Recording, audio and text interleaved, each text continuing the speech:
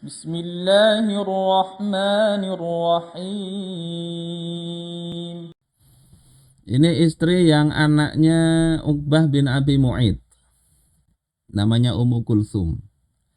Rupanya sifat pencemburu dari Sayyidina Zubair ini juga membuat salah satu istri ini kurang enak gitu ya.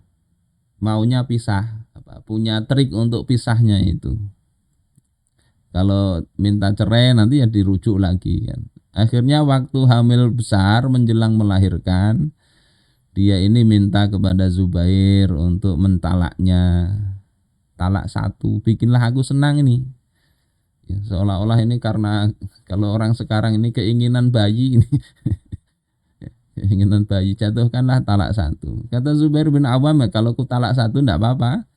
Nanti kan ku rujuk kembali. Jadi sekarang misalnya talak satu, setelah talak satu ngomong aku rujuk kepada engkau kan enggak apa-apa. Akhirnya kata istrinya ini, ya sudahlah bikin aku senang aja itu. Bikin aku tetap lega dengan ditalak satu itu.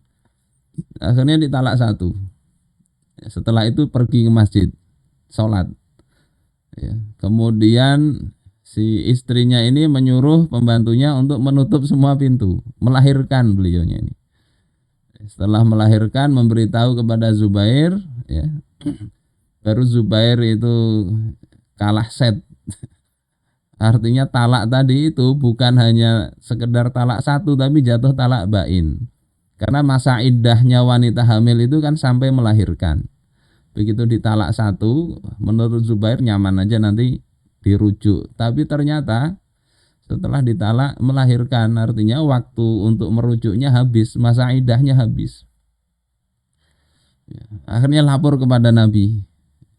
Ini anak perempuannya Uqbah bin Abi Mu'id ini telah melakukan makar ini kepadaku. Kata Nabi, ya hukumnya begitu, kalau engkau mau nikah ulang, lamar lagi, diterima atau enggak. Ya, kalau diterima pakai pernikahan baru dan pakai mahar yang baru.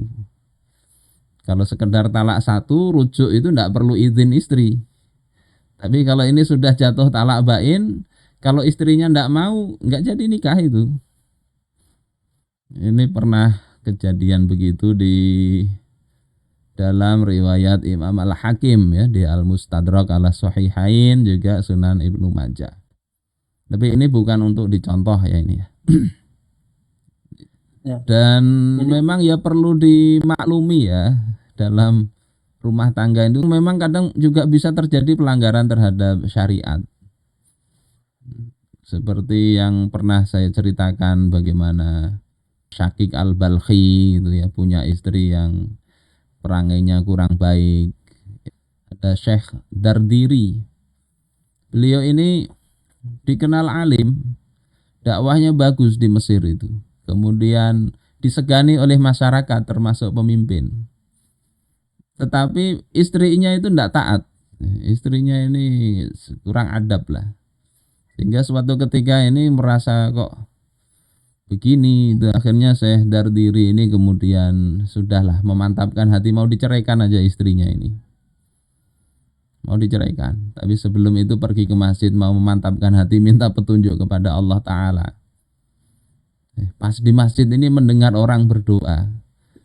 Berdoa itu bertawasul dengan kesabaran. Kesabaran Syekh Dardiri terhadap istri-istrinya.